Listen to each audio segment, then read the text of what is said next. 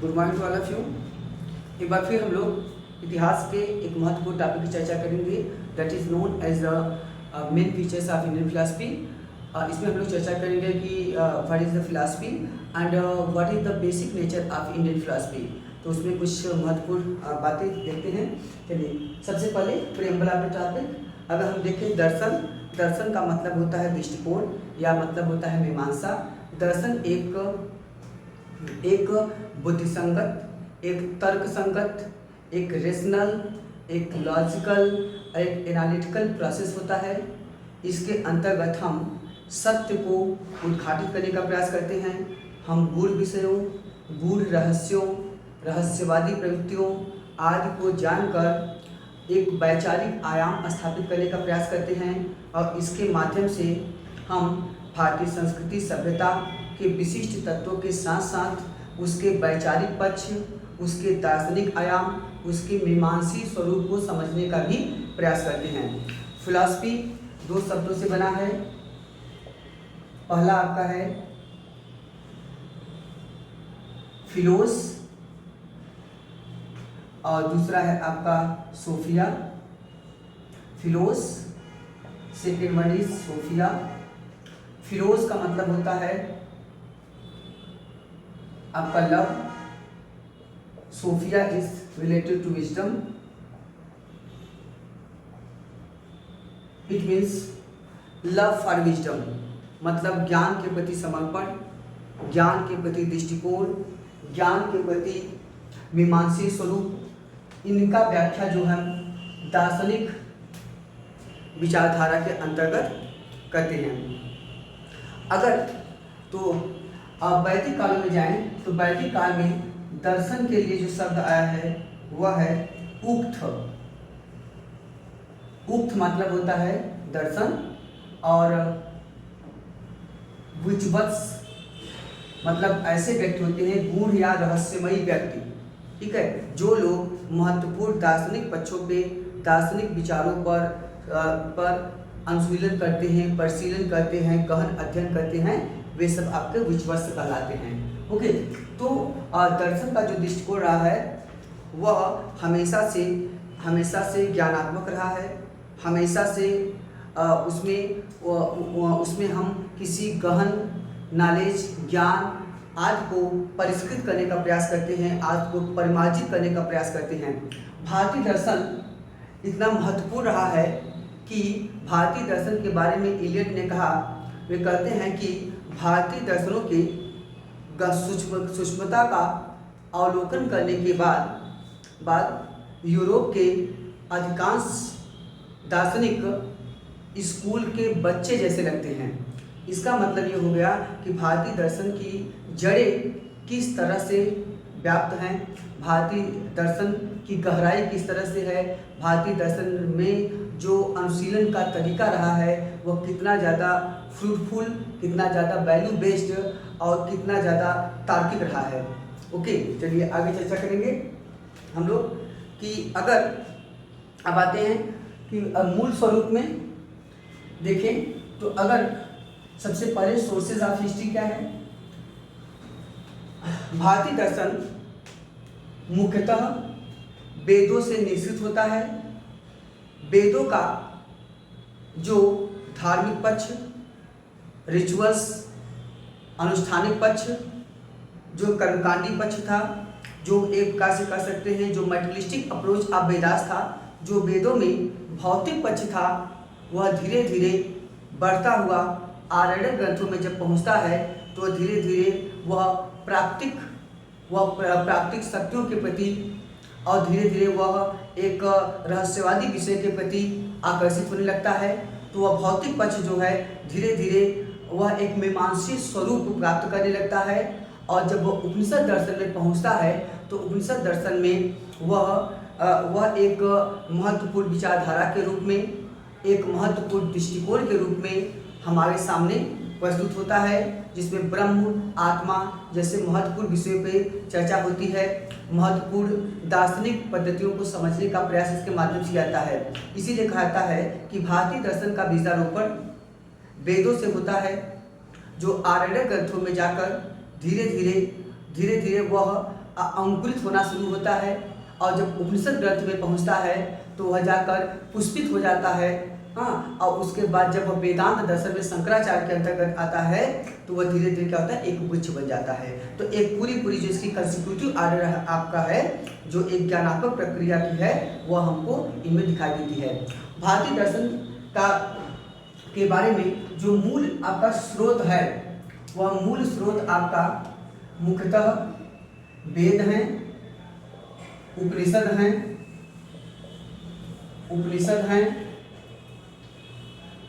आर्य ग्रंथ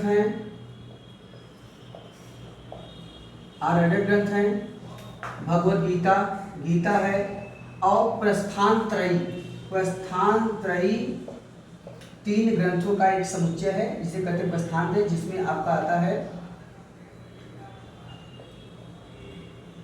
ब्रह्मसूत्र, उपनिषद और गीता, भगवद गीता। इन तीनों को मिला के कहते हैं हम प्रस्थान त्रयी। ओके, और वेदांत ग्रंथ बहुत सारे अन्य। तो इन ग्रंथों से हमको भारतीय दर्शन की रूपरेखा और भारतीय दर्शन के स्वरूप के बारे में मुख्यतः जानकारी मिलती है। तो यह मुख्य आपका sources to know the basic features of Indian philosophy. तो भारतीय दर्शन को समझने के यहाँ से आपको पता चलता है। भारतीय दर्शन में सबसे पहले अगर देखें तो ऋग्वेद में जब पुरुष सूक्त में आते हैं, तो ऋग्वेद के पुरुष सूक्त में हमको अंतिम दौर में पहुँचते पहुँचते एक विराट पुरुष की जो संकल्पना हो रही है, उसमें हमको सर्वेश्वरवाद की झलक आती है। और जहाँ पे वो कहते हैं कि चारों वर्ण जो हैं वह एक विराट पुरुष से निश्चित हुए हैं, निकले हुए हैं, वो बात कर रहे हैं। दूसरा, जब नासदी सूक्त में आते हैं तो पहली बार हमको नासदी सूक्त में निर्गुण ब्रह्म की संकल्पना दिखाई देती है। तो 2 महत्वपूर्ण आपका है, एक आपका इसका हो गया है पुरुष सूक्त, और दूसरा आपका है नासदी सूक्त में, जिसमें निर्गुण ब्रह्म की संकल्पना पहली बार मिलती है। जिसमें विराट पुरुष के माध्यम से संसार को निश्चित करने का प्रयास किया जा रहा है। और तो मतलब बहुत सारे दृष्टिकोण हैं वैदिक ग्रंथों में। दर्शन जो उक्त है उससे क्या है कि उसमें क्या है कि अन्न को जो चलनी होती है, ट्रांसपोलेटर होती है, उससे छानने की उपमा दी गई है। मतलब जो विचारों को ट्रांसपोलेट करे, विचारों को फिल्टर करके उसकी सूक्ष्मता की ओर चलता है।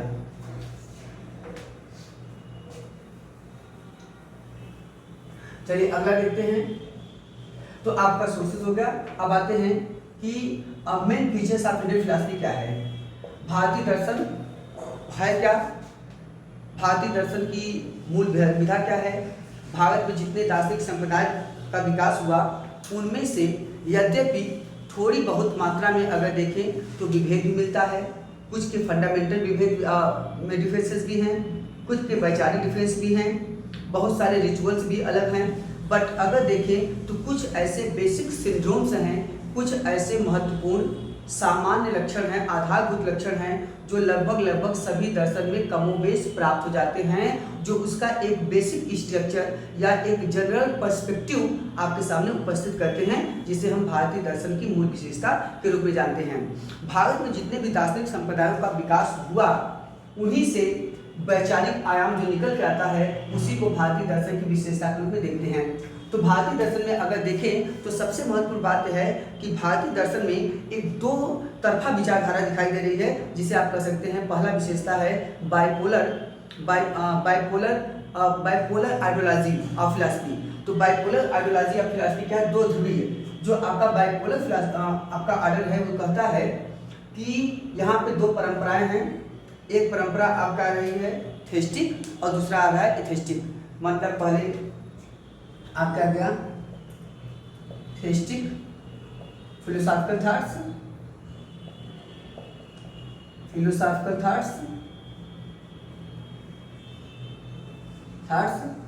मतलब आपका हो गया आस्तिक परंपरा, और दूसरा हो गया एथेस्टिक फिलोसॉफिकल थॉट्स मतलब नास्तिक परंपरा। इसका बेसिक स्ट्रक्चर ये है कि the theory which believes in the existence of Vedas and God, and second is that denies the existence of Vedas and God, जो वेदों पे मान्यता न दे, जो वेदों में अपने आस्था न रखे, हाँ, ऐसा दर्शन जो है वह आपका नास्तिक है। और जो वेदों में आस्था रखे, ईश्वर में आस्था रखे, वे सब क्या है आपके, वे आस्तिक दर्शन हैं। उस हिसाब से भारत में 6 प्रमुख आस्तिक संप्रदाय हैं।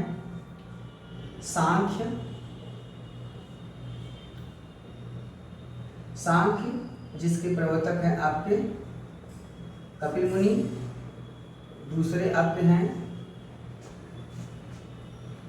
सांख्य न्याय,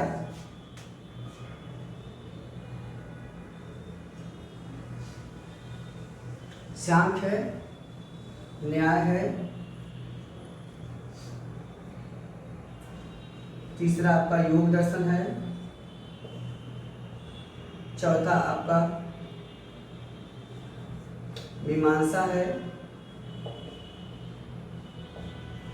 पांचवा आपका वेदांत और वैशेषिक, और फिर आपका क्या वेदांत। वेदांत मतलब वेदों का अंत, जहाँ वेदों का अंत हो, वेदों की विचारधारा की अंतिम परिणति जो है उसे कहते हैं वेदांत। वेदांत मतलब था उपनिषद, ठीक है। तो आपका ये हो गया। न्याय के गौतम हैं, गौतम ऋषि। योग के आपके पतंजलि हैं, ये कुसुमित सोम के समकालीन हैं, महाभाष्य लिखे हैं। मीमांसा के आपके जैमिनी हैं, जो 2 भागों में है, पूर्वी मीमांसा और उत्तर मीमांसा। वैशेषिक और वेदांत, एक के आपके कराद हैं, दूसरे के बाद रायण हैं, वेदांत के बाद रायण हैं और इसके आपके कराद हैं। ओके, चलिए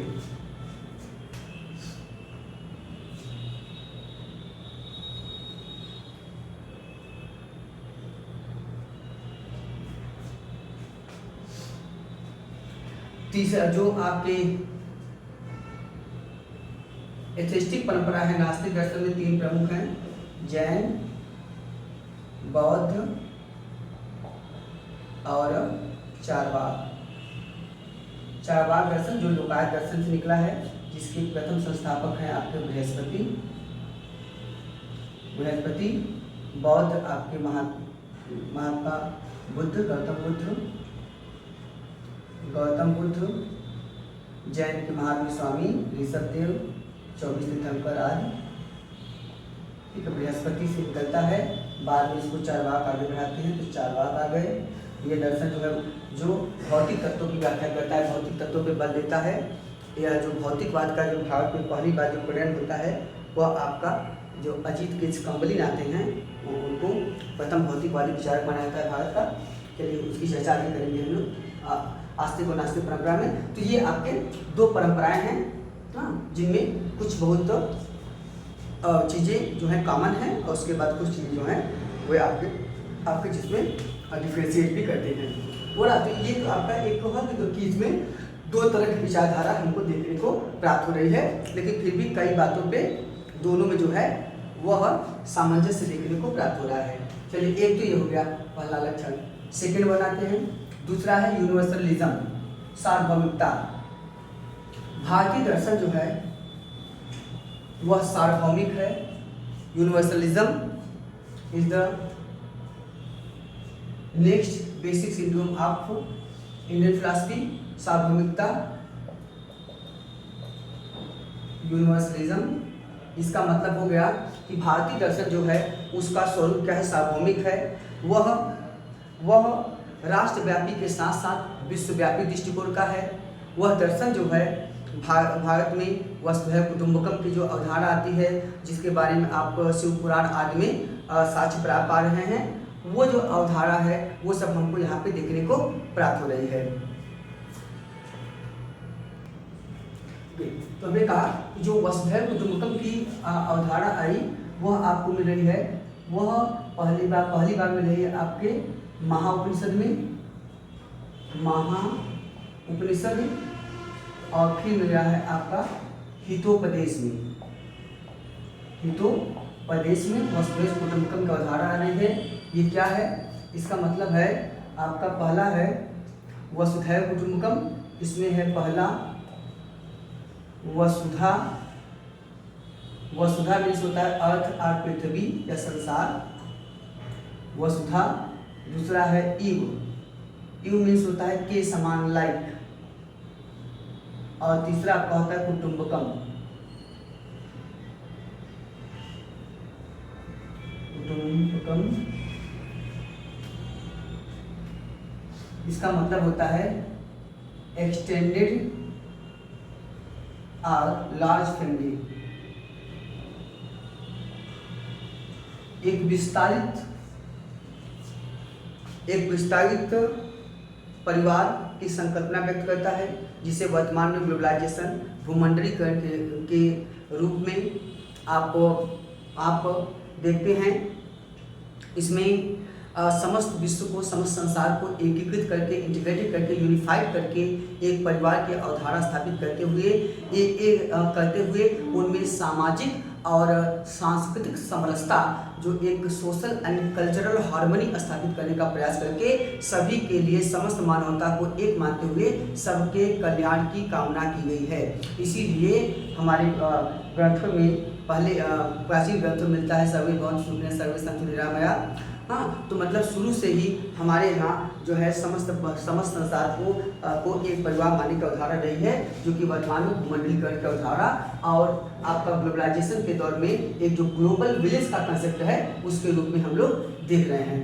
हाँ, जो वर्तमान में 21वीं सदी में शांति और सौहार्द के लिए, जो नाभिकीय विखंडन की प्रक्रिया में जो आपके न्यूक्लियर वेपन्स हैं, इन सबसे मुक्त एक शांति और अहिंसावादी संसार की जो संकल्पना की गई है, वह हमारे प्राचीन ग्रंथों में दिखाई दे रही है। बाद में गांधी दर्शन में आपको महत्वपूर्ण प्रकाश पड़ रहा है, बुद्ध जी के विचारों में, महावीर स्वामी के विचारों में, हाँ, ये सब आपको दिखाई दे रहा है। तो मतलब हमारा जो दृष्टिकोण है समस्त संसार को एकीकृत करके एक मानने की रही है।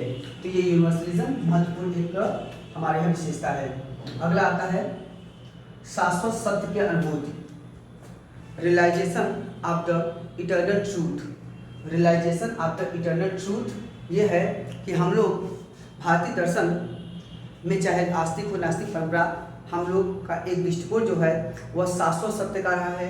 हम लोग मानते हैं कि जो एक इटर्नल ट्रूथ है, जो एक इटर्नल एंटिटी है संसार को चलाने के लिए, वो क्या है? चाहे वो प्रकृति हो सकती है, वो आपके लिए ईश्वर हो सकती है, जो भी हो, लेकिन एक ऐसी सत्य है, एक ऐसा इनविजिबल आर्डर है, एक ऐसा इनविजिबल एंटिटी है जो इस संसार को चलाती है, इस संसार को नियोजित करती है, इस संसार का जो कर्ता धर्ता संहार करता होती है। तो समस्त संसार को चलाने के लिए एक कोई न कोई सत्ता ऐसी है जो कि हम लोग जिसे कहते हैं इटर्नल सत्य की अनुभूति। तो हम एक सत्य को मानते हैं, सत्य को स्वीकार करते हैं और उसी के आधार पे मानव जीवन को नियोजित करने का भी प्रयास करते हुए समस्त संसार को एकीकृत भी करते हैं। ओके, तो हम ये तो शाश्वत सत्य की अनुभूति करते हैं, मानते हैं। अगला देखते हैं, एक पहले पांचवा देख लेते हैं, फिर बताते हैं। एक अगला है शाश्वत नैतिक नियम में विश्वास। हाँ, अब ये क्या है? मतलब है belief in the eternal moral order. जो belief in the eternal moral order है वो क्या है? कि हम मानते हैं कि इस संसार को नियोजित करने के लिए कोई न कोई सत्ता है। वह सत्ता जो है संसार को चलाती है और वह सत्ता संसार को रेगुलेट करती है। कुछ दर्शन जैन बौद्ध में उसे प्रकृति माना गया। जब आप सांख्य को पढ़ते हैं तो सांख्य ने भी प्रकृति को महत्व दिया है। हाँ, और उसके बाद जब आप हिंदुइज्म आदि को पढ़ते हैं, हमने क्या किया? हमने उस मॉरल आर्डर को ईश्वर में नियोजित करते हुए ईश्वर को सर्वशक्तिमान, ओमनिपोटेंट, ईश्वर को संपूर्ण संसार का कर्ता धर्ता नियंता मानते हुए समस्त संसार को उसमें नियोजित करके समाहित कर दिया और यह माना कि ईश्वर के माध्यम से ही इस प्रकृति का निर्धारण हुआ है, प्रकृति का निर्माण हुआ है और वह प्रकृति जो है वह विभिन्न तत्वों का समावेश है और उन्हीं से संसार जो है चलता है। तो उस जो एक नैतिक नियम है, जो एक मॉरल प्रोसेस है, वो प्रोसेस जो है वह ईश्वर के अधीन रह के एक शक्ति के रूप में काम करती है और उसकी अवधारणा हमने कह दिया क्षितिज जल पावक गगन समीरा और पंच रचित या अधम शरीरा। तो क्षितिज जल पावक हाँ, गगन समीरा 5 तत्वों की हमने संकल्पना किया। जब वैदिक काल में आप जाते हैं तो वैदिक काल में देखते हैं कि वेदों में एक संकल्पना आई, ऋत की अवधारणा, ऋत, ठीक है। वैदिक काल में एक आया, कंसेप्ट आया जिसे कहते हैं ऋत की अवधारणा। ऋत क्या है? ऋत एक सत्य और अविनाशी सत्ता है। This is the moral and physical order of the world. ये एक ऐसी पद्धति विचारधारा है जिसके माध्यम से समस्त संसार जो है चलता है, समस्त संसार जो है रेगुलेट होता है, समस्त संसार को का यह एक इटर्नल अथॉरिटी है जो इस संसार को आगे बढ़ाती है, इस संसार को क्रियान्वित करती है, एक्चुअलाइज करती है। और ऋत के संरक्षक किसको कहा गया? कहा गया जो वरुण देवता है, जो समुद्र के देवता है, बेसिकली वरुण को कहा गया कि ऋतस्य गुप्ता, यह ऋत के संरक्षक हैं। और ऋत को राधा कृष्ण जी कहते थे, जो हमारे यहाँ पूर्व उपराष्ट्रपति जी थे, वो कहते थे ऋत जो है यह सद इच्छा है, यह एक प्रकार से अशुभ शक्तियों से परे एक सद इच्छा की विचारधारा होती है, ठीक है। तो यह एक ऐसी पद्धति है, एक ऐसी विचारधारा है, एक ऐसा दृष्टिकोण है जो हमारे अंदर आशा जो ऑप्टिमिज्म होता है उसका संचार करती है। हमारे यहाँ से जितने भी पेसिमिज्म होता है, निराशावादी प्रवृत्तियों को हटाती है, अनिच्छाओं को सदिच्छा और कह सकते हैं कि जो आपके आशंकाएं होती है उन सबको हटाकर हमको वह क्या करती है, एक आशावादी पद्धति में समाहित करने का करती है, कार्य करती है। तो ओवरऑल एक ऋत की जो अवधारणा वहाँ पे दिया गया है। ओके, अब आते हैं थोड़ा सा दूसरा एक महत्वपूर्ण है, वह है आपका संसार की चक्रीय अवधारणा में विश्वास। इसको हम कहते हैं आपका belief in the cyclic order और cyclic nature of the world. अब belief in the cyclic nature of the world क्या है? हम ये मानते हैं कि यह जो संसार है वह चक्रीय पद्धति से चलता है। यह जो संसार है, यह संसार एक जीवन यात्रा है और यह जीवन यात्रा जो है बार बार जो है रिवर्स होकर आती है और यह कभी समाप्त नहीं होती है। चक्रीय अवधारणा जो cyclic nature of the world है, इसमें अगर हम देखें तो इस cyclic nature of the world में जब जैनिज्म को हम देखते हैं तो जैन कहता है कि जीवन का एक चक्र होता है, एक चक्र जिसमें एक अवस्था होती है उत्थान की और दूसरी अवस्था होती है आपके पतन की। उत्थान की अवस्था को कहा है उत्सपर्णी और पतन की अवस्था को कहा है कि अवस्पर्णी, ठीक है। उत्सपर्णी अवस्पर्णी ये क्या है?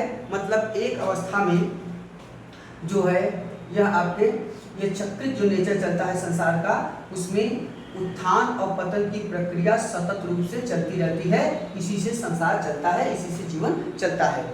और इसी बात को आप देखेंगे, इसमें आगे पढ़ते हैं कि उत्थान और पतन की प्रक्रिया में एक चक्र में कुल 63 महापुरुष होते हैं, कुल 63 महापुरुष होते हैं जिन्हें कहा गया है 63 सलाका पुरुष। 63 सलाका पुरुष, 63 3 माने 3 और सृष्टि माने होता है 60। 63 सलाका पुरुष, ठीक है, होते हैं, जिसमें 24 तीर्थंकर होते हैं, 12 चक्रवर्ती राजा होते हैं। हाँ, उसके बाद आपके 9 जो होते हैं वासुदेव होते हैं, 9 प्रति वासुदेव होते हैं, 9 बलदेव होते हैं। तो कुल मिला के आपके 63 होते हैं। तो 63 सलाका पुरुष की संकल्पना की गई। सलाका पुरुष वे हैं जिन्होंने सभ्यता और संस्कृति के निर्माण में महत्वपूर्ण योगदान दिया है, उसे जैन धर्म में कहा गया है सलाका पुरुष। और अगले जैन धर्म में है कुलकर, ऐसे लोग जो लोग मानवता के लिए कार्य करते हैं, मानवता के विकास में योगदान देते हैं, उन्हें कहते हैं कुलकर। कुलकर की संकल्पना में देखेंगे तो महावीर जो ऋषभ देव हैं वे 14वें कुलकर हैं, जबकि ऋषभ देव को आपको पता है कि ऋषभ देव आपके प्रथम तीर्थंकर हैं, लेकिन कुलकर में 14वें कुलकर हैं। आगे पे आते हैं, जो cyclic nature of the world है, राम मनोहर लोहिया जी की एक बड़ी फेमस बुक है द व्हील ऑफ हिस्ट्री, इतिहास चक्र, the wheel of history. Okay, तो इस चक्री परंपरा में हमारे यहाँ अगर हम टॉयनबी के देखें, स्पेंगलर को देखें, स्पेंगलर ने भी इस समस्त संस्कृतियों को 4 चक्रों में बांटा है। स्पेंगलर जिन्होंने एक बड़ी फेमस किताब लिखी है, इसका नाम है डिक्लाइन ऑफ द वेस्ट, पश्चिम का पतन। तो स्पेंगलर ने उसमें संस्कृतियों का 4 क्रम बताया है। जिसमें एक है ऑटमन बसंत, दूसरा है आपका ग्रीष्म, तीसरा है आपका पतझड़ विंटर मतलब समर सीजन ऑटमन, और उसके बाद उन्होंने बताया है आपका अंतिम अवस्था है शिशिर अवस्था। ठीक है, शिशिर मतलब आपका विंटर। ठीक है, winter ottoman spring and summer. तो इसमें कहते हैं यह जो संस्कृतियों का काल होता है यह बाल्यावस्था चाइल्डहुड होता है, ये प्रारंभिक अवस्था होता है जब संस्कृतियां जन्म लेती हैं। ग्रीष्म अवस्था में संस्कृतियां अपने युवा अवस्था में चलती हैं, संस्कृतियां विकास की अवस्था में पहुंचती हैं। हाँ, तो यह अवस्था जो हो जाता है आपका युवा अवस्था हो जाता है। और आगे भी कहते हैं कि जब संस्कृतियां पतझड़ पहुंचती हैं तो मतलब एक परिपक्व अवस्था में पहुंच जाती है, मेच्योर पीरियड में पहुंच जाती हैं, तो यह अवस्था जो होती है आपका हो जाती है प्रौढ़ावस्था। प्रौढ़ावस्था मेच्योर पीरियड, मेच्योर फेज आपका कल्चर। और शिशिर शीत अवस्था होती है, ये होती है पतन की अवस्था, मतलब इसे कहते हैं वृद्धावस्था। वृद्धावस्था इसे हम कहते हैं पतन की अवस्था। ठीक है, decline phase of the culture. तो यहाँ पे उन्होंने बताया और मानव जीवन के साथ इसकी तुलना करके उन्होंने दिखाया कि किस तरह से संस्कृतियाँ जो होती है, संस्कृतियाँ मतलब समाज किस तरह से चलता है और एक साइकिल आदर्श से संसार चलता रहता है। और हमारा जो हिंदू धर्म कहता है, जो हिंदू संस्कृति है, वह भी यही मानता है कि जो जीवन है वह चक्रीय रूप से आता जाता रहता है। और हमारे यहाँ तो भी कहा गया है कि नैनम छिदन्ति पावक, ये आत्मा जो है अजर अमर है, आत्मा कभी नष्ट नहीं होती है, वो फिर से नए शरीर धारण करके फिर से आती है। तो पूरा साइक्लिक सिस्टम जो बना है हमारे यहाँ पूरा चल रहा है। ओके, तो आपका ये हो गया cyclic nature of the world. अभी हम साइक्लिक नेचर के जैसा ही एक और टॉपिक होगा, वह होगा आपका अच्छा एक सेकेंड, संसार ईश्वर आत्मा पूर्वजन कर्मवाद धर्म दर्शन जीव संस्था दुख के कारण अपेक्षा में भी आपको काफी कुछ मिलेगा। ठीक है, और थोड़ा सा देखते हैं। और जो हमारा दर्शन है यह कहता है कि जो जीवन है केवल एक यात्रा है। हम लोग इस संसार को केवल और केवल एक यात्रा मार्ग मानते हैं। इस संसार को हम लोग कभी भी हमारा दर्शन जो है अंतिम सत्य नहीं मानता है, यद्यपि इसके अस्तित्व को नहीं नकारता है। कुछ लोग हैं जैसे शंकराचार्य जी ने कहा कि ब्रह्म सत्यम जगत मिथ्या जीवो ब्रह्म है नापरः, ब्रह्म ही सत्य है जगत मिथ्या है। लेकिन उन्होंने ये भी कहा आगे चल के कि जो 3 प्रकार की सत्ताएं होती हैं वेदांत दर्शन मानी गई हैं, उनमें जो है आपका जो सांसारिक दृष्टिकोण से अगर देखें तो संसार तब तक के लिए सत्य होता है जब तक के लिए हम यहाँ पे रहते हैं। जब हमें ज्ञान हो जाता है तब हमको पता होता है ये संसार जो है अस्थिर है, क्षणभंगुर है, मिथ्या है, अज्ञानता है। ठीक है, लेकिन उन्होंने कभी ये नहीं कहा कि संसार पूरी तरह से ठीक है पूरी तरह से इसका अस्तित्व नहीं है, पूरी तरह से नकार दिया, ऐसा नहीं। उन्होंने जगत को सांसारिक दृष्टिकोण से, प्रातिभाषिक सत्ता के दृष्टिकोण से उन्होंने सत्य माना है, लेकिन पारमार्थिक दृष्टिकोण से, अंतिम सत्य के दृष्टिकोण से, परम तत्व के दृष्टिकोण से उन्होंने कहा कि जब आपको परम तत्व का ज्ञान प्राप्त हो जाएगा तब आपको पता चल जाएगा यह संसार जो है नश्वर है, संसार मिथ्या है। लेकिन जब तक ज्ञान नहीं है तब तक के लिए संसार सत्य है, संसार जो है सही है। इसीलिए आप कहा जाता है कि शंकराचार्य जी के जो फॉलोअर्स थे और वो जो उनके कुछ विरोधी थे वो लोग नाराज हो गए और उन लोगों ने शंकराचार्य से कहा कि आप हर चीज़ मिथ्या मानते हैं। लेकिन शंकराचार्य जी के पीछे एक पागल हाथी छोड़ दिया, शंकराचार्य जी भागने लगे। तो कहते हैं जब हर चीज़ सांसारिक वस्तुएं संसार मिथ्या है तो हाथी भी जब मिथ्या है तो आप भाग क्यों गए, रुके रहते। तो उन्होंने कहा मम पलायनम मिथ्या, मेरा भागना भी मिथ्या था। ठीक है, तो ओवरऑल बहुत सारे अलग अलग दृष्टिकोण है। हमारा जो दर्शन है जब हम आश्रम व्यवस्था में आते हैं, देखिए भारतीय दर्शन की गुणता देखिए, आश्रम का मतलब होता है जीवन यात्रा का मार्ग। जब हम आश्रम व्यवस्था में थे, आश्रम शब्द का पहली बार उल्लेख ऐतरेय ब्राह्मण में हुआ है।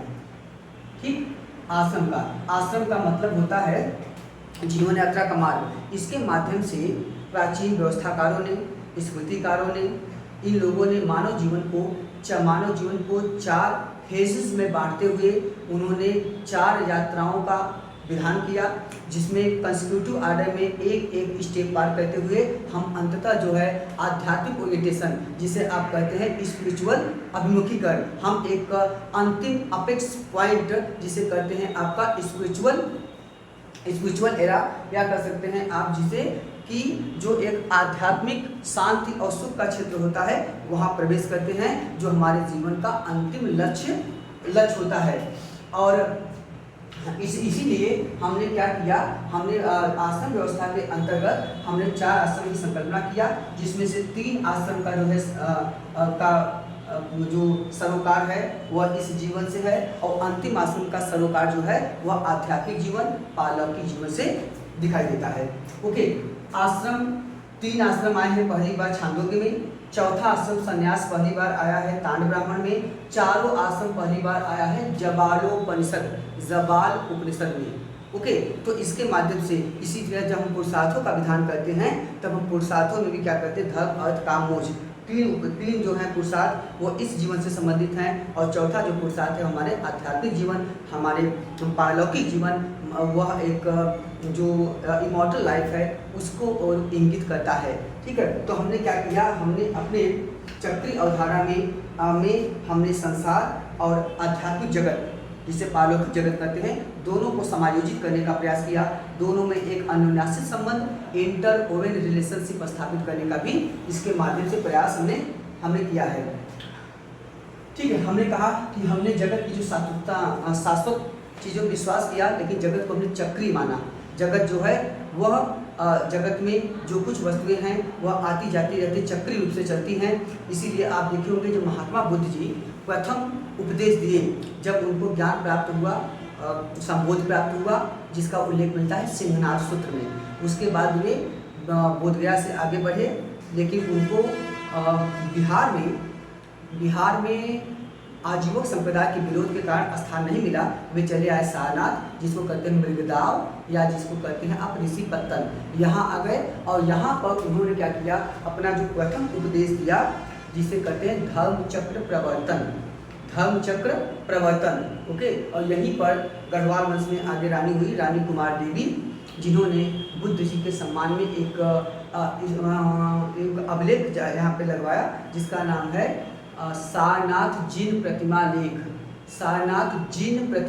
जिन से कन्फ्यूजन, जिन माने होता है विजेता, जो इंद्रियों को जीत ले, और विनय पिटक में महात्मा बुद्ध को भी कहा गया है जिन, विनय पिटक में महात्मा बुद्ध को भी कहा गया है जिन। ओके, तो उन्होंने जब धर्मचक्र प्रवर्तन दिया तो उसमें माना कि जो है जो धर्म है, ठीक है, धर्म का चक्रीय परिवर्तन किस तरह से हो रहा है, और उन्होंने माना ये संसार जो परिवर्तनशीलता है उसको समझना जानना, ठीक है, यही आपकी सम्यक दृष्टि है। तो सम्यक दृष्टि के माध्यम से इस संसार को समझिए, जानिए कि संसार क्षणभंगुर है, क्षणिक है, अस्थिर है, नश्वर है। संसार की कोई भी ऑब्जेक्ट जो है वह अस्थायी नहीं है, संसार केवल जीवन यात्रा है। और उन्होंने बताया कि इस परिवर्तनशीलता को समझते हुए आप चक्र की तरह रहिए। चक्र जो होता है, चक्र घूमता है, तो सांसारिक परिवर्तनशीलता को, संसार की गतिशीलता को दर्शाता है, संसार में जो चेंजेस होता है उसको दर्शाता है, लेकिन जो उसकी धुरी होती है, उसका जो अंतस्थ होता है वह हमेशा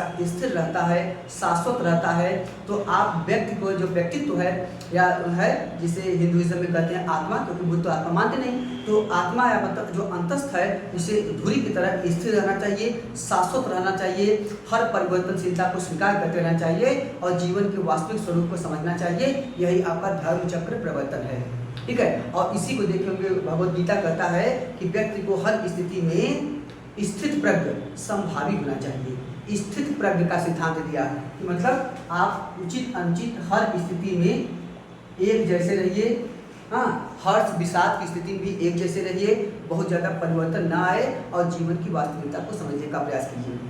जब बुलंद दरवाज़ा बनाया गया, अकबर ने बनवाया गुजरात विजय के बाद, तो बुलंद दरवाज़ा पे कमेंट लिखा गया, इसमें है कि जीसस कहता है संसार एक पुल है, इस पर से होकर गुजर जा, और इस पर अस्थायी घर मत बना, ठीक है। तो मतलब से संसार जो है केवल और केवल यात्रा है। आगे देखते हैं, शेक्सपियर कहता है कि the world is a stage, संसार एक रंगमंच है, we are merely the players, और हम जो हैं उस रंगमंच के नाटक के पात्र हैं। Having finished our part we would have to go, और हमें अपना पार्ट किरदार समाप्त करने के बाद यहाँ से जाना होगा। तो यहाँ कुछ भी जो है अस्थायी नहीं है। फिर आगे देखते हैं। आगे जब ओशो की डेथ हुई तो ओशो की डेथ के बाद जब उनका एक थ्रेड बना जहाँ पे उनका मेमोरियल है, वहाँ पे एक कमेंट लिखा गया, लिखते हैं Osho never born never died, न ओशो कभी जन्म लिया न कभी मरा, he only visited the earth planet between 1930 to 1991। न ओशो कभी जन्म लिया न ओशो कभी मरा, उसने इस पृथ्वी रूपी ग्रह पर 1930 से लेकर 1991 तक केवल यात्रा किया। तो जीवन जो है केवल और केवल यात्रा है, ठीक है। इसको अस्थायी समझने की गलती न कीजिए और तब आप ज़्यादा प्रसन्न रहेंगे। ओके, चलिए आगे बढ़ते हैं। इन सब पे और चर्चा करेंगे थोड़ा सा, लेकिन अभी हम दर्शन की कुछ अच्छे अच्छे वीडियो बनाने की सोच रहे हैं। चलिए आगे देखते हैं। अगला है, हमने ये कहा, अगला देखते हैं ईश्वर में विश्वास, बिलीफ इन गॉड। भारतीय दर्शन की एक महत्वपूर्ण विशेषता है कि भारतीय दर्शन में कुछ नास्तिक परंपरा के दर्शनों को छोड़कर प्राय सभी दर्शन जो है वह ईश्वर में आस्था रखते, विश्वास रखते हैं। इस संसार का कर्ता धर्ता संहार करता हम लोग ईश्वर को मानते हैं। अब ईश्वर का कोई निर्गुण स्वरूप मानता है, कोई सगुण स्वरूप मानता है। वेदांत में शंकराचार्य जी ने ईश्वर को निर्गुण माना जिसका कोई गुण न हो, उन्होंने ईश्वर को निराकार माना जिसका कोई आकार न हो, ईश्वर को उन्होंने निर्विशेष माना जिसकी कोई विशेषता न हो, उन्होंने ईश्वर को अजन्मा माना, ईश्वर को असीम माना। तो ईश्वर के बहुत सारे उन्होंने जो एट्रीब्यूट्स और जो उसके बहुत सारे फीचर्स गिनाए, उसमें सब में ये बताया कि ईश्वर क्या नहीं है। कभी उन्होंने ये नहीं बताया कि वो क्या है। क्यों? उन्होंने कहा कि अगर किसी वस्तु की परिभाषा देते हैं तो परिभाषा का मतलब होता है टू मिनिमाइज समथिंग, किसी चीज़ को सीमित करना, और ईश्वर जो है वो असीम है, ठीक है। ईश्वर हमारी ज्ञान से परे की चीज़ है। हाँ, अगर हम ईश्वर को कुछ चीज़ों में, कुछ शब्दों में सीमित कर देंगे, तो उसे परिमित कर देंगे, तो ईश्वर का स्वरूप जो है वह क्या है, वह परिमित हो जाएगा। ईश्वर का स्वरूप कमतर एस्टिमेटेड हो जाएगा, और ईश्वर जो है इन सबसे बियॉन्ड ऑफ एस्टिमेशन है।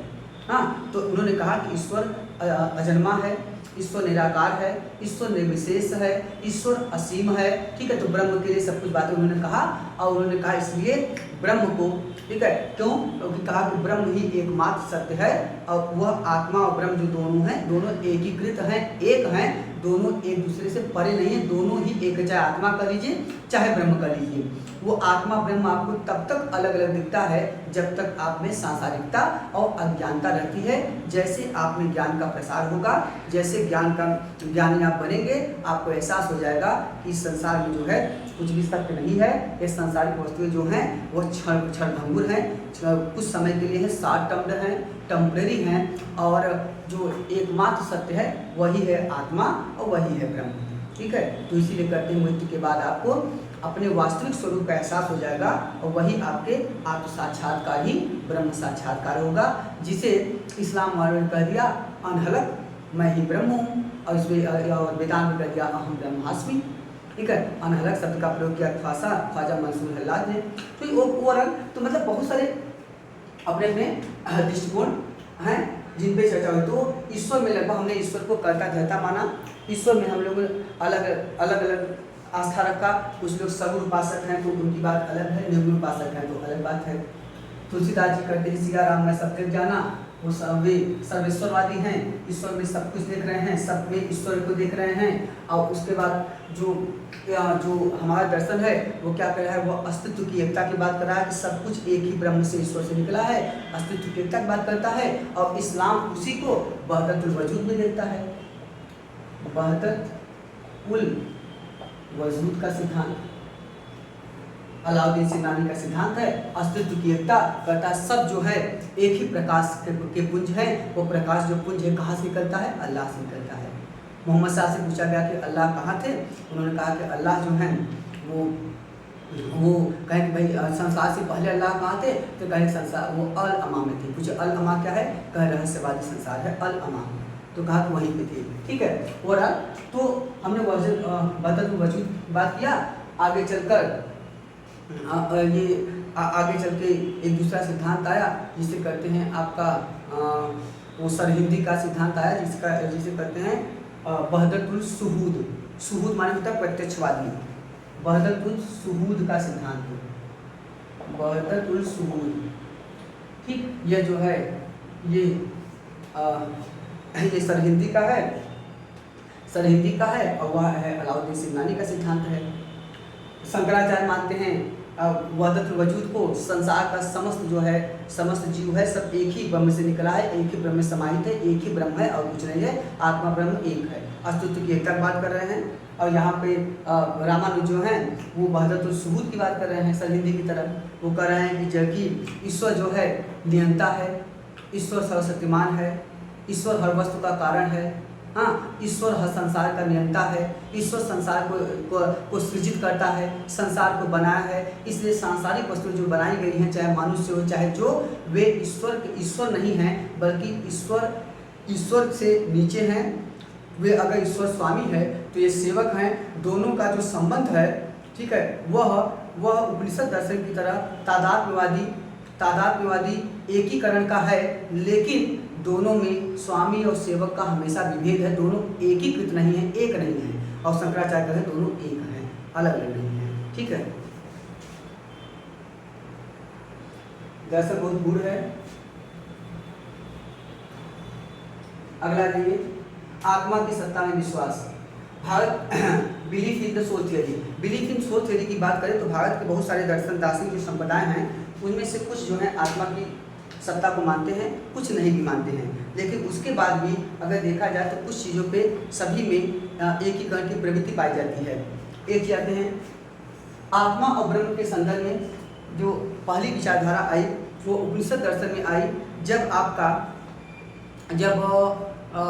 जब छांदोपनिषद में आत्मा और ब्रह्म के एकीकरण करने के लिए एक शब्द आया तत्त्वमसि।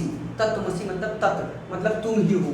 तत्त्वमसि शब्द का पहली बार किया गया प्रयोग। और यहीं पे एक शब्द आया, वह है अभेद सिद्धि। आत्मा और ब्रह्म में अभेद सिद्धि का संबंध किया गया, दोनों में भेद नहीं हो सकता है। और तीसरा आया आत्मा ब्रह्म में अपृथक सिद्धि, मतलब दोनों में को अलग नहीं कह सकता है। कोई दोनों में कोई भेद नहीं है और दोनों को अलग नहीं कह सकता है, और दोनों एक हैं, तत्त्वमसि। इन शब्दों का उल्लेख हमको छांदोपनिषद में प्राप्त हो रहा है। छांदोपनिषद में एक और शब्द आता है सर्व खलविद ब्रह्म। सब कुछ ब्रह्म है, हर चीज में ब्रह्म समाहित है। ठीक है, और तो आत्मा और ब्रह्म के एकीकरण की बात किया गया। यद्यपि महात्मा बुद्ध आत्मा की सत्ता में विश्वास नहीं करते थे, लेकिन बौद्ध धर्म की एक शाखा बाद में मध्यकाल में है जिसका नाम है सामित्य शाखा। सामित्य शाखा ने आत्मा की सत्ता में विश्वास किया, लेकिन बुद्धिज्म ने नहीं किया। आत्मा की सत्ता में भले विश्वास किया जाए, बुद्धिज्म ने नहीं किया, लेकिन इसके बावजूद भी महात्मा बुद्ध ने पुनर्जन्म में विश्वास किया। अब एक चीज़ और देखते हैं आत्मा के बारे में। देखिए तो भारतीय दर्शन की जो मेरी भगवद गीता आज जो हिंदुइज्म का मूल सार है, उसमें आत्मा को शाश्वत माना गया है। आत्मा के चक्रीय परंपरा की बात की गई है, cyclic nature and cyclic circulation of the soul theory. देखते हैं इसमें आत्मा को अजर अमर बताया गया है, आत्मा को कोई नहीं मार सकती है, नैनम छिदंती भाव का सिद्धांत दिया गया है।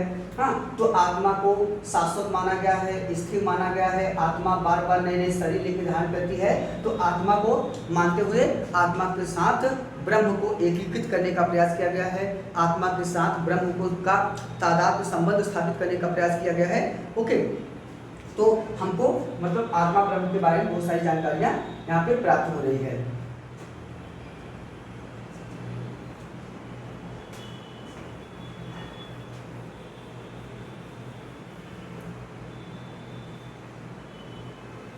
अगला देखते हैं पुनर्जन्म विश्वास, belief in the rebirth. Belief in the rebirth भारतीय संस्कृति की महत्वपूर्ण विशेषता है। हमने भी चर्चा किया कि महात्मा बुद्ध खुद यद्यपि आत्मा की सत्ता में विश्वास नहीं करते थे, उसके बावजूद भी वह पुनर्जन्म को मानते थे। भारतीय दर्शन ने कहा, भारतीय दर्शन की जो चक्री परंपरा है, cyclic nature of the world है, cyclic nature of the universe का सिद्धांत है, जो साइक्लिक नेचर आप कह सकते हैं, जो सोल थ्योरी है। इन सब में भी हमको आत्मा के चक्रीकरण का सिद्धांत मिलता है और उसमें यह जो पुनर्जन्म है उसका मेन सिंड्रोम मुख्य लक्षण है पुनर्जन्म। ये माना गया कि संसार जो है एक चक्रीय परंपरा से चलता है, संसार एक जीवन यात्रा है, इसमें से जो है इसमें बार बार जो जीव का पुनर्जन्म होता है। अब पुनर्जन्म के लिए अलग अलग दर्शन में कुछ जो है मत भिन्नता भी मिलती है, लेकिन फिर भी कमोबेश ज़्यादातर दर्शन जो है पुनर्जन्म विश्वास करते हैं। यद्यपि जब चरवाक दर्शन आए जो नास्तिक परंपरा में महत्वपूर्ण है, उसमें उन्होंने कहा कि यावत जीवे सुखद जीवे ऋणम कृत्वा घृतम पीवे। आगे कहते हैं भस्म भूमस्य देहस्य पुनरागमनम कुतः। फिर कहते हैं कि इस जीवन के बाद दूसरा जीवन की कोई संभावना नहीं है, मिलेगा ये कोई सिद्ध नहीं है। ठीक है, तो भस्म भूमस्य देहस्य पुनरागमनम कुतः। ठीक है, लेकिन फिर भी भारतीय दर्शन जो है वह आस्तिकवादी है, वह दर्शन जो है ऑप्टिमिस्टिक है, आशावादी दर्शन है। हम इस संसार को नियोजित करने में, चलाने में हमने क्या किया, इस संसार से लेकर जो आपका मेटेरियलिस्टिक लाइफ है, जिसे आप इमॉर्टल लाइफ कहते हैं, मॉर्टल लाइफ, मरणशील संसार से लेकर अमरणशील इमॉर्टल लाइफ तक दोनों को संयोजित करके एक कर दिया। दोनों में अन्योन्याश्रित संबंध, दोनों में तादात्म्य संबंध स्थापित किया, जिसके माध्यम से मानव जो है अपनी जीवन यात्रा आसानी से सुगमता पूर्वक और आसान्वित होकर जीवन यहाँ जीकर और वहाँ पालौकिक जीवन तक जाए। और इसीलिए हमने बहुत सारे मृत्यु के बाद भी हमने बहुत सारे रिचुअल्स स्थापित किए, जो हमारे दर्शन की एक महत्वपूर्ण उपलब्धि है। आगे कर्मवाद विश्वास। भारतीय दर्शन की एक महत्वपूर्ण विशेषता है कि हम जो हैं हमारा जो है बिलीफ इन ड्यूटीज, हम कर्म में विश्वास करते हैं। हमारा दर्शन चाहे आस्तिक हो चाहे नास्तिक, कर्म हर दर्शन करने की बात करता है। जैन धर्म, बौद्ध धर्म दोनों दर्शन कर्मवादी हैं। ठीक है, और उसके बाद आप जब इधर देखेंगे क्या बोलते हैं, हिंदुइज्म में देखिए जो भगवद गीता है वह भी कर्म की बात कर रहा है। यद्यपि अलग बात है कि निष्काम कर्मियों की बात कर रहा है कि कर्म कीजिए, कर्म फल से प्रभावित न रहिए। तो कर्म सब दर्शन मानते हैं और कर्म के फलों को जीव या प्राणी या व्यक्ति या जीवात्मा या आत्मा जरूर भोगता है, इसका भी सिद्धांत भारतीय दर्शन स्वीकार करता है। हम कर्म में और उसके फलों में दोनों में आस्था व्यक्त करते हैं, दोनों को मानते हैं। और इसीलिए कहा गया है कर्म प्रधान विश्व कर राखा, जो जस करे सो तत्फल चाखा। और ठीक है, तो कर्म महत्वपूर्ण है।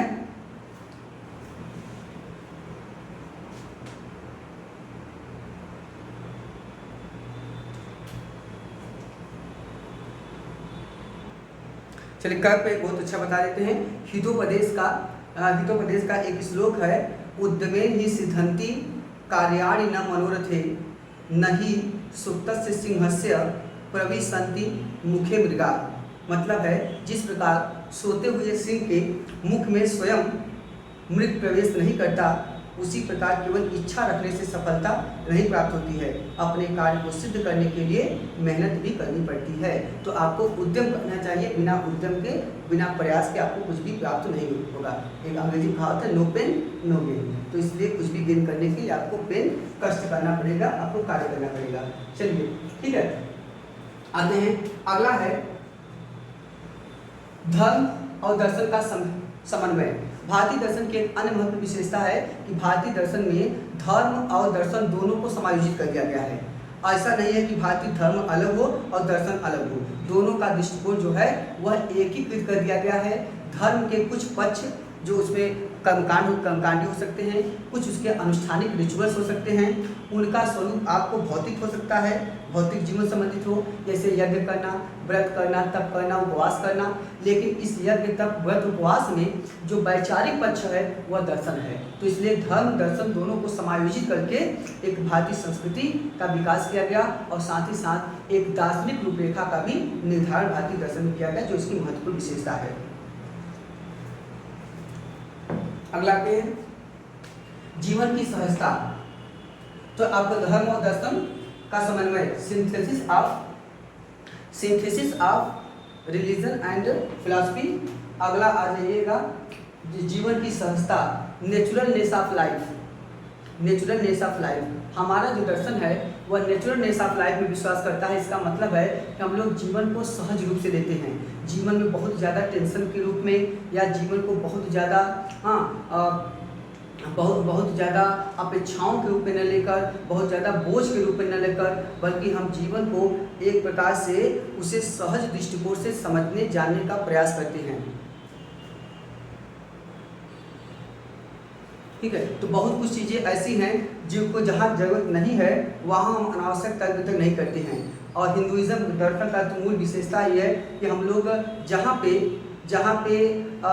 जहाँ पे हमारी बौद्धिक क्षमता खत्म होती है, हम वहाँ पे भक्ति और शरणागति की तरफ चले जाते हैं और हम ये समझ लेते हैं कि जो अंतिम सार है, जो अंतिम तत्व है वह ब्रह्म है, उसी में सब कुछ समाहित है। भगवद गीता भी इसीलिए कहता है सर्वधर्म परित्यज्य मामेकम शरणं व्रजम अहम त्वं सर्वपापेभ्यो मोक्षामि मा शुचः, कि सभी धर्म, सभी नियम कानून क्रियाकलाप जितने कर्मकांडी पक्ष है सब कुछ छोड़ के आप हमारे को शरण में आ जाइए, मैं आपको मुक्त कर दूंगा। ठीक है, शरणागति प्रपत्ति का जो सिद्धांत है वो भारतीय दर्शन में एक महत्वपूर्ण विधा है, एक महत्वपूर्ण विशेषता है। इसीलिए क्या कहते हैं, वो हमारे जीवन को सहज बनाने का एक माध्यम होता है। ठीक है, भगवद गीता में भी जब मोक्ष की बात हुई तो उसमें धर्म और उसमें जो ज्ञान, कर्म और भक्ति की बात की गई, उनमें तीनों का समन्वय करते हुए भक्ति में जाके समाहित कर दिया गया। ठीक है, कि भक्ति से ही आपको हर चीज़ की प्राप्ति हो जाएगी। तो जीवन की सहजता जो है भारतीय दर्शन की एक महत्वपूर्ण विशेषता। हम जीवन को कॉम्प्लिकेटेड नहीं करते। महात्मा बुद्ध ने भी में बहुत सारे गूढ़ विषयों पर चर्चा नहीं किया। महात्मा बुद्ध ने अपने जीवन काल में 10 प्रश्नों पर विचार नहीं किया। उसे कहा अव्यक्तान, जिस पे विचार न किया सके, जो कि उपयोगी न हो, उसको छोड़ दिया। उसको कहा अव्यक्तान, ब्रह्म है कि नहीं है, क्या होता है, इन सब पे अनावश्यक प्रश्न नहीं करना है। ठीक, अव्यक्तान। आगे देखिए, बुद्ध भी ये भी कहते थे जहाँ जरूरत न हो वहाँ अनावश्यक नहीं बोलना चाहिए। इसीलिए बुद्ध का एक वो है उपाय है और सिद्धांत भी है, अल्प शब्द काम। बुद्ध अनावश्यक नहीं बोलते थे, बुद्ध बहुत कम बोलते थे, अल्प शब्द काम। ठीक, चलिए आगे देखते हैं। अगला है दुख के कारणों की उपेक्षा, ignorance of the root cause of sufferings. Ignorance of the root cause of sufferings. भारतीय दर्शन की एक मुख्य विशेषता ये है कि हम लोग क्या करते हैं, हम लोग जो दुख है, जो दुख के कारण होते हैं, जो उनकी हम लोग उपेक्षा करते हैं। क्योंकि अनावश्यक चीज़ों पे अगर हम परेशान रहेंगे तो हम निराशावादी हो जाएंगे, हम हमेशा टेंशन रहेंगे, हम जो अस्थिर रहेंगे, बेचैन रहेंगे। इसीलिए हमने क्या किया, उन कार्यों की बहुत सारी चीज़ों की हमने उपेक्षा कर दिया। जब महात्मा बुद्ध आए तो उन्होंने जब द्वादश निदान का सिद्धांत दिया, पतित समुत्पाद का सिद्धांत दिया, कहा कि जिसे आप कहते हैं कारणवादी सिद्धांत, जो कार्य कारण श्रृंखला की बात किया। उन्होंने कहा संसार की हर वस्तु के पीछे कोई न कोई कारण होता है और कोई भी वस्तु संसार के अकारण नहीं होती है। उसमें उन्होंने कहा कि इसलिए संसार में हर वस्तु जो है वह दुखमय है, इसकी प्रकृति जो होती है दुखमय होती है। कोई भी वस्तु जो होगी उसमें लास्ट में आपको दुख या तकलीफ ही मिलना है। वो कहते हैं, थारंग सूत्र में एक कमेंट आया, थारंग सूत्र में कमेंट आया, किच्चम दुखम पुष्पम दुखम किड्डमान कड़म दुखम कट्टु कट्टु पाया भूया। ठीक है, उसके बाद कहते हैं कि बेडंती बेयंती। ठीक है, तो कट्टु कट्टु पाया भूया। वो कहते हैं कि किच्चम दुखम पुष्पम दुखम और कज्जमान कड़म दुखम, मतलब कहते हैं संसार की हर वस्तु में दुख है। किसी चीज़ को पाने का दुख है, पा जाए तो खोने का दुख है, खो जाए तो फिर पाने का दुख है, प्रिय के मिलने का दुख है, उसके विलग उससे दूर जाने का दुख है। तो हर वस्तु में अंततः गत्वा जो है आपको दुख या तकलीफ ही मिलेगी। इसलिए सांसारिक वस्तुओं के प्रति अतिशय आसक्ति की प्रवृत्ति आपकी नहीं होनी चाहिए। ठीक है, जो एक्सेसिव अटैचमेंट, एक्सेसिव जो infatuation towards the worldly object and towards the worldly affairs है, उससे आपको मुक्त होने का प्रयास करना चाहिए। उसके लिए अनावश्यक रूप से आपको परेशान नहीं होना चाहिए। ठीक है, इसलिए हम लोग क्या करते हैं, इन कार्यों की उपेक्षा करके हमको आध्यात्मिक शरणागति और भक्तिमय होकर इस संसार को जीना चाहिए, इस संसार में अपनी यात्रा करनी चाहिए। तो अनावश्यक इन कार्यों पर विचार नहीं करना चाहिए। ठीक है, तो हमने क्या किया, हमने रूट काज ऑफ जो सफरिंग्स है उसमें हमने उसकी उपेक्षा किया। ये भी एक महत्वपूर्ण चीज़ है। अगर आप हर चीज़ पे सोचेंगे तो आप हमेशा परेशान रहेंगे। ना, जब गीत गाता चाहे फिल्म देखेंगे तो उसमें एक कमेंट है, कहता है ना कि कहाँ से तू आया और कहाँ तुझे जाना, जाना रे, और खुश है वही जो इस बात से बेगाना रे। ठीक है, तो बहुत सारी चीज़ें अगर न जानेंगे तभी संसार आपके लिए अच्छा चलेगा। चलिए आगे लिखते हैं। अंतिम है मोक्ष जीवन का अंतिम लक्ष्य, liberation the ultimate goal of life, या कहते हैं जैन धर्म से कहते हैं इमंसिपेशन, मतलब निर्वाण। हमारा दर्शन ये कहता है कि इस जीवन में जब भी आप रहेंगे, सांसारिकता, भौतिक वस्तुओं के प्रति आसक्ति और भौतिक वस्तुओं और संसाधनों के प्रति जो आपकी चाह होगी, वह आपके दुख का एक महत्वपूर्ण कारण होगी। जब जब आप कोई कर्म करेंगे, उस कर्म फल के प्रभावों के लिए चिंतित रहेंगे। कर्म फल का प्रभाव जब तक आपको परेशान करेगा और कर्म फल के प्रभाव से आप प्रभावित होंगे, तब तक आप हमेशा दुखी और परेशान रहेंगे। इसीलिए कर्म फल के प्रभावों से मुक्ति या उसके प्रति सम्यक दृष्टि रखना यह आपके जीवन की मुक्ति का एक मुख्य माध्यम है, एक मुख्य आपके मीडियम है, जहाँ से आप संसारिकता से मुक्त हो सकते हैं। इस जीवन, क्योंकि जब तक आप बंधनग्रस्त रहेंगे तब तक आपको मोक्ष या मुक्ति नहीं प्राप्त हो सकती है। मोक्ष या मुक्ति के लिए विधान जो है वह जीवन मुक्ति भी हो सकती है और विदेह मुक्ति भी हो सकती है। इस जीवन में रहकर भी आप मुक्त हो सकते हैं और मृत्यु के बाद भी मुक्त हो सकते हैं। अब दोनों थोड़ा चर्चा करेंगे। जैसे कहा गया कि जब जब आप कर्म फल के प्रभाव से परेशान रहेंगे, एग्जाम दे लिया, क्या रिजल्ट आएगा, कैसा आएगा, एग्जाम में जाते समय ही पता लगा, घर वाले भी फ़ोन करेंगे, भी पूछेंगे क्या हुआ, कैसे हुआ, तो अपेक्षाओं से आप दबे हुए हैं, निकल के आ रहे हैं तभी दबे हुए हैं, एग्जाम में आप पूरा परफॉर्मेंस नहीं पा रहे हैं क्योंकि आपके अपेक्षाएं बहुत हैं। तो बहुत सारे लोगों की अपेक्षाएं आपसे हैं, तो आप उन अपेक्षाओं से आप दबे हैं, परेशान हैं। तो ये क्या है, और कभी आप पीछे की चीज़ें हो चुकी हैं, आपको वो लगता है काश 2 नंबर और पा गए होते, यहाँ से लेट हो गए होते, काश ये नहीं किया होता, काश बीएड ने किया होता, काश एमएड कर लिया होता, काश नेट जेआरएफ की तरफ न गया होता। तो बहुत सारे आप में क्या होता है, द्वंद्व चलता है, डायलेक्टिज्म। ठीक है, द्वंद्ववाद का सिद्धांत, ठीक है, वो हीगल ने दिया है, डायलेक्टिज्म, थियरी ऑफ डायलेक्टिज्म। ठीक है, तो क्या हुआ कि यहाँ पे जो वाद विवाद की प्रक्रिया है आपके दिमाग में हमेशा चलती रहती है। ओके, द्वंद्ववाद डायलोगो शब्द से आया है। आगे तो क्या हुआ कि मोक्ष की अवधारणा में आपको ये कहा गया कि जब तक कर्म फल के प्रभावों से आप परेशान रहेंगे तब तक आप कभी मुक्त नहीं हो पाएंगे, कभी आपको मोक्ष या मुक्ति नहीं मिल सकती है, और इसलिए आपके कर्म फल के प्रभावों से आपको मुक्त होना जरूरी है, और नहीं तो आप हमेशा बंधनग्रस्त और दुखी और परेशान रहेंगे। अब इसलिए मोक्ष भारतीय जीवन का अंतिम लक्ष्य है। अब जब जैन धर्म में आते हैं, जैन धर्म कहता है निर्वाण, कहता है कि जब तक कर्म फल जीव की ओर आकर्षित होंगे, उसे कहा गया आश्रव। कहता है कि जब त्रिरत्नों का आप सम्यक रूप से पालन करेंगे तो क्या होगा कि धीरे धीरे आपका, जब त्रिरत्नों का पालन करेंगे तो धीरे धीरे आप में क्या होगा, आगे जो कर्म करेंगे उसका प्रवाह आपकी तरफ रुक जाएगा। ठीक, तो एक तो हो गया आश्रव। फिर आगे करते हैं कर्मफल का जब प्रभाव रुकेगा तो उसे क्या कहा गया, उसे कहा गया संवर। तो आश्रव क्या है, कर्मफल के प्रभाव का जीव की ओर आगमन, आश्रव, और त्रिरत्नों के पालन से रुक जाना, जब रुक गया तो उसे संवर।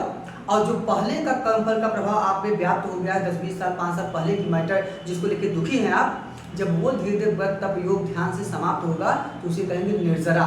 और जब व्रत तप योग ध्यान आपका हो जाएगा, सब निर्जरा के आगे बढ़ेंगे, तब जब आपकी मृत्यु हो जाएगी, जीवन के जाने के बाद आपको मिल जाएगा निर्वाण। तो जैन धर्म में निर्वाण क्या है, मृत्यु के बाद प्राप्त होने वाली अवस्था। समझ लीजिएगा थोड़ा सा, जैन धर्म निर्वाण क्या है, मृत्यु के बाद कर्म फलों से मुक्ति की पूरी अवस्था, इसे कहते हैं जैन धर्म में आपका हो गया निर्वाण। जिसका माध्यम क्या है, मार्ग क्या है, इसका मार्ग है आपका, इसके लिए रास्ता का रास्ता बताया त्रिरत्न, इसका पालन करेंगे। आगे आते हैं, जब आप बौद्ध धर्म में आते हैं तो बुद्ध जी कहते हैं कि कर्म फलों से मुक्ति के लिए आपको क्या करना है, उन्होंने कहा कि आपको अष्टांगिक मार्ग का पालन करना है, अष्टांगिक मार्ग का पालन करना है। तो अष्टांगिक मार्ग क्या होगा, आपके लिए माध्यम हो गया, ये हो गया अष्टांगिक मार्ग, सम्यक दृष्टि, सम्यक वाक, सम्यक कर्मांग, सम्यक आजीव, सम्यक समाधि, सम्यक ये सब। अब देखिए, अष्टांगिक मार्ग का पालन करेंगे। जब अष्टांगिक मार्ग का पालन करेंगे तो धीरे धीरे आप इस संसार में रहते हुए भी कर्म फल के प्रभावों से मुक्त हो जाएंगे, तो आपको मिल जाएगा निर्वाण। लेकिन क्या करें, इस संसार में रहते हुए, तो मतलब बौद्ध धर्म में निर्वाण कब मिलेगा? बौद्ध धर्म में निर्वाण मिलेगा आपको जीवन काल में, जीवन काल में मिल रहा है। फिर आगे कहे कि लेकिन जब आपकी मृत्यु हो जाएगी तो मृत्यु के बाद आपको हो जाएगा परिनिर्वाण। तो मृत्यु के बाद क्या मिलेगा? परिनिर्वाण। यह है मृत्यु के बाद। इसके बाद अब चूंकि एक शब्द है महापरिनिर्वाण, क्या है? बुद्ध जी महान थे, उनकी महानता को सिद्ध करने के लिए कहा गया आपके महापरिनिर्वाण, द ग्रेट इमेंसिपेशन। जैसे बुद्ध ने त्याग किया तो उसको कहते हैं विनिष्क्रमण। तो चूंकि बुद्ध महान कार्य के लिए गए थे इसीलिए कहा दिया गया महाविनिष्क्रमण, द ग्रेट रिनंसिएशन। वो द ग्रेट रिनंसिएशन है। और यह क्या है? यह है the great emancipation, emancipation, emancipation. और रिनंसिएशन RENUNCIPATION। ठीक है, तो ये इन्होंने कह दिया। आगे आते हैं थोड़ा सा, ये जैन हो गया, बौद्ध हो गया। अब आइए थोड़ा सा वेदांत में आते हैं। वेदांत दर्शन में शंकराचार्य ने कहा कि कर्म फलों से मुक्ति के लिए कर्म फल ही आपके दुख का मूल कारण है, हर दर्शन मानता है। शंकराचार्य ने कहा कि कर्म फलों से मुक्ति आपको मिलेगी। कहा कि जब आपको ज्ञान प्राप्त होगा तो माध्यम क्या होगा? ज्ञान। ज्ञान माध्यम है, मार्ग है। जब आपको ज्ञान प्राप्त हो जाएगा तो ज्ञान प्राप्त व्यक्ति मुक्त होगा। कैसे मुक्त होगा? उन्होंने कहा जब आपको ज्ञान प्राप्त हो जाएगा तो आप क्या करेंगे, इस संसार में रहकर, संसार में रहते हुए भी आपको वास्तविक स्थिति पता चल जाएगी, तो आप हो जाएंगे जीवन मुक्ति, जीवन मुक्त। आप इस संसार में रहते हुए भी जीवन मुक्ति आपकी हो जाएगी। लेकिन जब मृत्यु होगी तब आपको मिलेगी विदेह मुक्ति। यही विदेह मुक्ति आपका अंतिम मुक्ति होगी। विदेह शरीर से मुक्त होना, विदेह मुक्ति। तो अब ये दो बात मानी, मृत्यु के बाद विदेह मुक्ति और जीवन में रहते हुए आपकी जीवन मुक्ति। रामानुजाय जब विशिष्टाद्वैत में, तो रामानुज ने कहा कि इस जीवन से मुक्त होने के बाद ही आपको मुक्ति या मोक्ष मिलेगी। तो इन्होंने किसको माना? इन्होंने केवल माना विदेह मुक्ति को, विदेह मुक्ति को माना।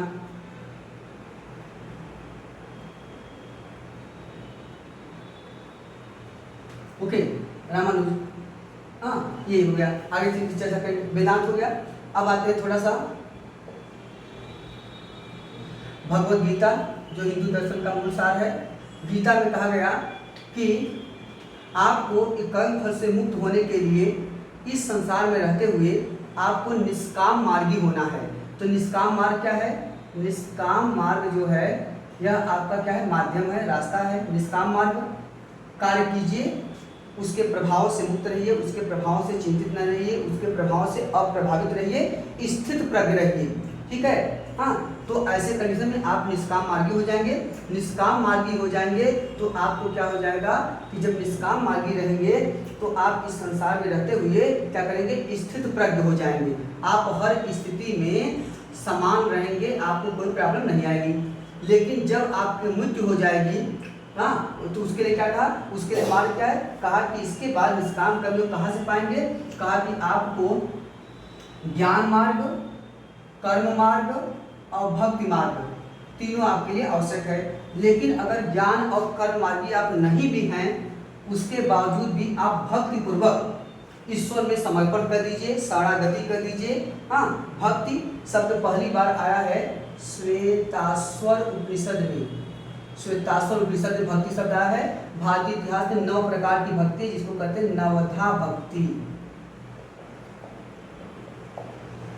ठीक है, भजनम कीर्तनम दाख्यम साख्यम, ये सब है, एक श्लोक है। ठीक है, नवधा भक्ति। तो कहते हैं इसलिए ये दोनों भले न हो, हाँ, लेकिन तीनों का अंत में समन्वय करके भक्ति को महत्व दिया और कहा सर्वधर्म परित्यज्यम मामेकम शरणं व्रजम। सब कुछ छोड़कर मेरी शरण में आ जाइए, मैं आपको मुक्त कर दूंगा। तो यहाँ पे क्या किया? सब कुछ ईश्वर में समाहित करने की बात किया और कहा कि इसके माध्यम से आपको क्या होगा? मृत्यु के बाद मोक्ष या मुक्ति मिल जाएगी। ठीक, अब थोड़ा सा आते हैं, जब आप इस्लाम में आते हैं, सूफीज़म में, सूफीवाद में, तो सूफीवाद में जब आप पहुंचते हैं यहाँ पे इस्लाम में, तो यहाँ पे कहा गया कि ईश्वर में, अल्लाह में अपने आप को पूरी तरह समर्पित कर दीजिए, अल्लाह में आप पूरी तरह से फना हो जाएंगे। फना क्या है? फना एक ऐसी अवस्था है जिसमें सांसारिकता का नाश हो जाता है, सांसारिक प्रवृत्तियों का विनाश हो जाता है। जो साधक होता है, सालिक होता है, वह अपने आराध्य में, ठीक है, वह अल्लाह में पूरी तरह से अपने आप को निमग्न कर देता है, समाहित कर देता है, फना कर देता है। फना जो है, यह अब्दुल याजिद बिस्तामी का एक जो सिद्धांत है, जिसका नाम है तैफूरी मत। तैफूरी मत के अंतर्गत आता है, तैफूरी मत के अंतर्गत आता है फना। अबू याजिद बिस्तामी का सिद्धांत है फना हो जाना। फना भक्तिपूर्व शरणागति की ओर की तरफ समर्पण होता है। फना की अंतिम अवस्था में चलकर आपको आता है बका। बका क्या है? बका एक चरम आध्यात्मिक लक्ष्य होता है। बका एक चरम आध्यात्मिक लक्ष्य होता है जो आपको विचार प्रक्रियाओं से गुजरते हुए पहुंचाता है आपको, जिसमें है आलमे नाबूद,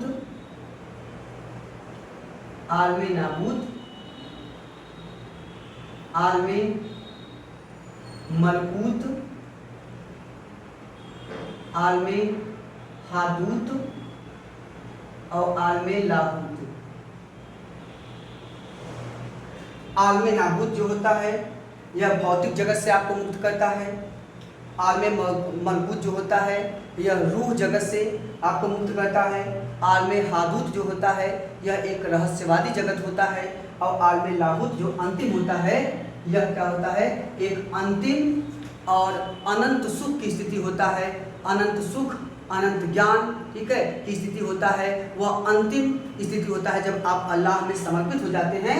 और उसी को ख्वाजा मंसूर हल्लाज ने आगे कर दिया अनहलक। अनहलक क्या है? अहम ब्रह्मास्मि, ठीक है। तो जो ब्रह्म और आत्मा व्यक्ति के एकीकरण की जो प्रवृत्ति है, उसे बाद में चल के कहा गया अनहलक की प्रवृत्ति। अनहलक जिसे कहा जाता है आपका अहम ब्रह्मास्मि। जब वेदांत में शंकराचार्य कहते हैं कि आत्म साक्षात्कार ही ब्रह्म साक्षात्कार है, ठीक है। तो भौतिक, आपका भौतिक जगत, रूह जगत, रहस्यवादी जगत से होकर आप एक अनंत जगत में, अल्लाह के जगत में पहुंच जाते हैं।